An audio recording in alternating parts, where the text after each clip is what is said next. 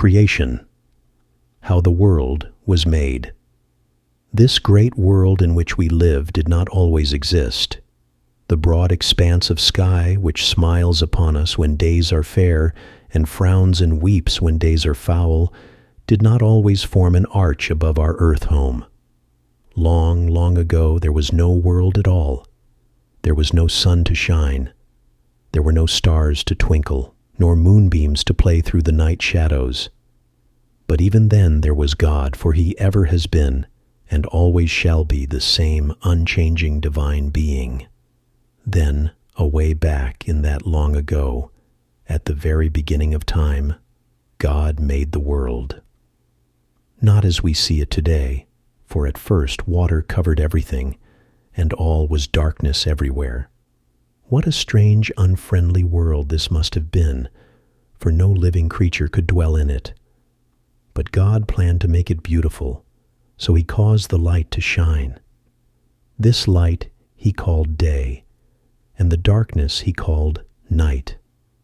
And then the evening and morning of the first day of time passed by. On the second day God made the beautiful blue sky, and placed above the water-covered earth clouds to carry the sky moisture. He called the sky heaven. On the third day he caused the waters to flow together in wide, deep places, and he called them seas. Dry land then rose up, and this he called earth. But as yet there were no grasses, flowers, nor trees. The whole earth was barren and desolate. So God caused a carpet of grass to grow upon the bare ground, and beautiful flowers to spring up from the earth. The trees and herbs also he made to grow at his will.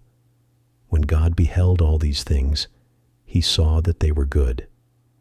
On the fourth day appeared the great lights which we see in the sky, the sun, the moon, and the stars.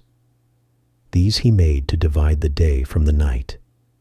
After these things were made, God began to create living creatures.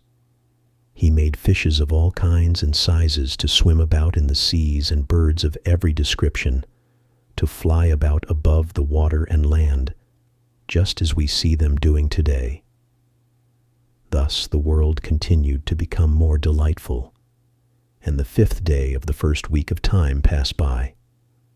On the 6th day, God made all the animals, great and small, and every creeping thing. Then there was life abounding in the woods and on the plains, as well as in the air and in the sea.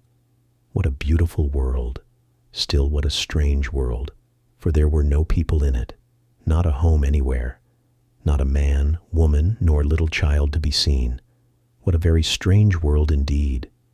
But God had not yet finished his work of creation, for he wished to have people live in the wonderful world he had made.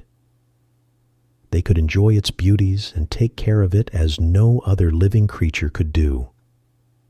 And more, they could know who had made all these great things, and knowing God, they could love and worship him. So it was that God made the first man.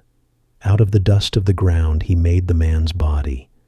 Then he breathed into that body with the breath of life, and man became a living soul. This first man God called Adam, and to Adam he gave the power to rule over all the other living creatures. These animals and birds he brought to Adam, and Adam gave each of them a name. But not one of them did Adam find suitable for a helper. And because he needed a helper very much, God made for him a woman. This woman became Adam's wife, and he loved her very much. He called her name Eve. When the 6th day ended, God had made the world and had placed everything in it just as he wished. Therefore, on the 7th day, he rested from his work. God created you and I as an extension of his kingdom on earth. And he said, "Have dominion and occupy till I return." God has given us the power to occupy till he returns. Be in charge of your destiny. No devil have right over your life. You have been created by God as a prince to represent him on earth. If you are blessed by this message, don't forget to like, comment, and subscribe. God bless you.